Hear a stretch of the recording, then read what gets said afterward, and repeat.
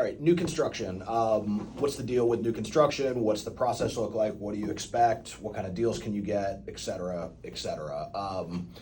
So the process for new construction is, in its basic form, the same from a mortgage standpoint as existing construction. There's one kind of key difference in the way that the appraisal is done. So as far as what you are going to experience as an applicant or a borrower or a buyer, the beginning of the process is essentially the same. We're going to look at your assets, your liabilities, your income, your debt to income, your credit, all the same normal stuff that you would look at on any home purchase. Pre-approve you, you're going to put a deposit and go under contract on a house. That house may be partially built. It may just be a patch of dirt when you sign the sales contract. The key difference comes in when you are getting an appraisal done. Most of the time, it depends on your builder's timelines. You know what I mean? You may get an appraisal done 6 months before the house is finished. It may be a 30-day timeline. It may be a 60-day. It just really depends on where they're at and how quickly they're turning around houses.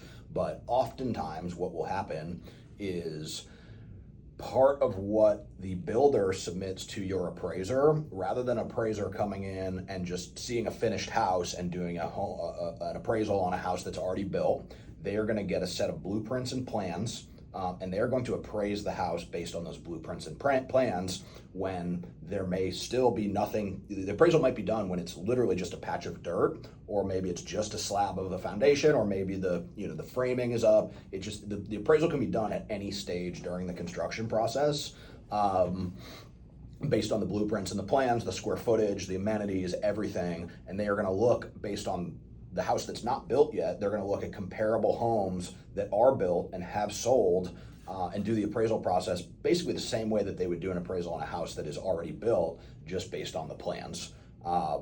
The other key difference is, when this happens, you get something called a subject to appraisal, which means that it's not an as-is appraisal.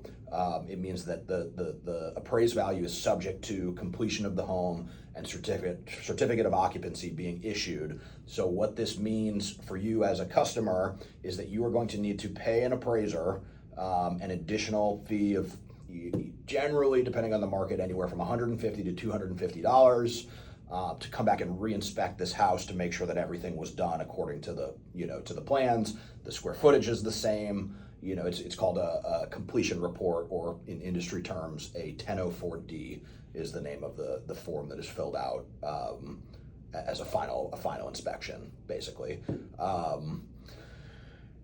As far as what is available on new home construction, most people, if you are familiar at all with new construction, you probably have seen some crazy promotional interest rates advertised. I know, like, D.R. Horton has an inside mortgage company that offers, you might be able to buy a new house. I've seen people get 3.75% interest rates, on FHA loans for new construction with D.R. Horton.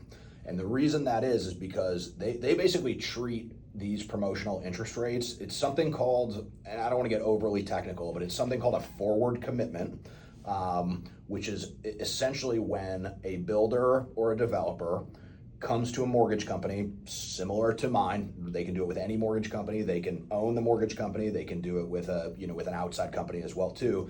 And they pre-reserve a block of interest rates and pay money up front in order to lower the terms.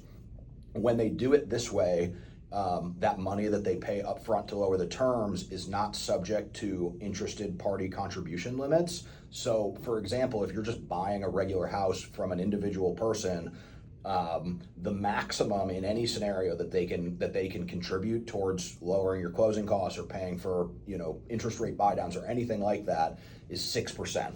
When a builder does this forward commitment, they are not limited by that 6%. So if they're selling you a $500,000 house, a lot of the times, if you actually do the math on what the numbers look like, they are paying $40,000-$50,000. They're taking a $40,000-$50,000 loss on this loan and paying that out of one pocket because they're making a tremendous profit on selling you the house. And the whole point of doing these promotional interest rates is to move inventory and make the deal make sense for you as a buyer, right? If you can get a 3.75 interest rate instead of a 6, you're more likely to buy the house from, D.R. Horton or whoever the home builder is, at 500,000, because people shop on monthly budget. You know what I mean? It's not necessarily what does the house cost, it's what does it cost me every month, and they know that. So you can get a brand new house, and we do this. We have a couple of developers that we're working with who have done this exact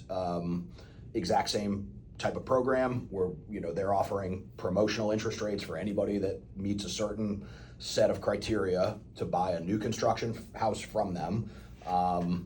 And they have